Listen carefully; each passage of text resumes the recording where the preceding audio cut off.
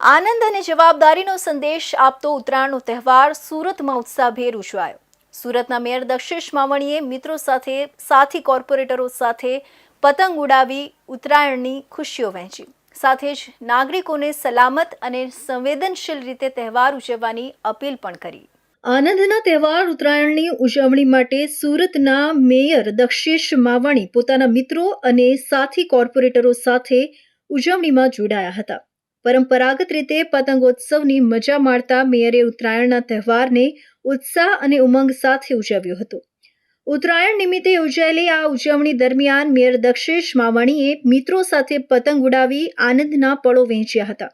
સાથે જ સાથી કોર્પોરેટરો પણ આ ઉજવણીમાં જોડાયા હતા, જેના કારણે સમગ્ર માહોલ ઉત્સવમય બની ગયો હતો।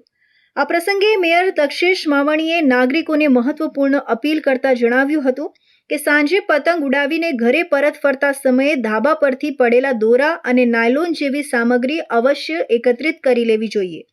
આવા દોરા રસ્તા પર કે ધાબા પર રહી જાય તો પશુ પક્ષીઓ તેમજ ખાસ કરીને નાના બાળકો માટે જોખમરૂપ બની શકે છે। ઉત્તરાયણ પર્વની તમામ સુરતીઓને શુભકામના પાઠવું છું। આજે ઉત્સાહ અને ઉમંગથી તમામ સુરતીઓ ઉત્તરાયણ મનાવી રહ્યા છે। આજે હનુમાન દાદા પણ સાથ આપી રહ્યા છે, પવન પણ સારો છે, એટલે તમામ જગ્યાએ અત્યારે સારી રીતે લોકો ધાબા પર ચડી અને પતંગ ચગાવી રહ્યા છે।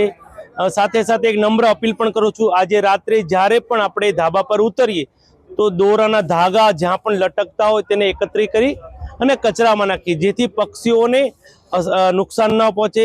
અને આજે જ્યારે પણ આપણે બહાર નીકળીએ ટુ વ્હીલમાં સેફટી બેલ્ટ સાથે નીકળીએ, સ્પીડ ધીમી રાખીએ અને ઓવરબ્રિજનો ઉપયોગ નહીં કરીએ એવી નમ્ર અપીલ છે। મેયરે વધુમાં જણાવ્યું હતું કે ઉત્તરાયણનો તહેવાર આનંદ અને એકતાનો છે અને તેની ઉજવણી સાથે સાથે પર્યાવરણ અને જીવસૃષ્ટિ પ્રત્યે જવાબદારી દાખવવી પણ દરેક નાગરિકની ફરજ છે। સુરત શહેરના નાગરિકો સલામત અને સંવેદનશીલ રીતે તહેવાર ઉજવે તેવી તેમણે અપીલ કરી હતી। મેયર દક્ષેશ માવણી દ્વારા આપવામાં આવેલી આ અપીલને નાગરિકોએ આવકારી હતી અને જવાબદાર ઉત્તરાયણ ઉજવવાનો સંકલ્પ વ્યક્ત કર્યો હતો।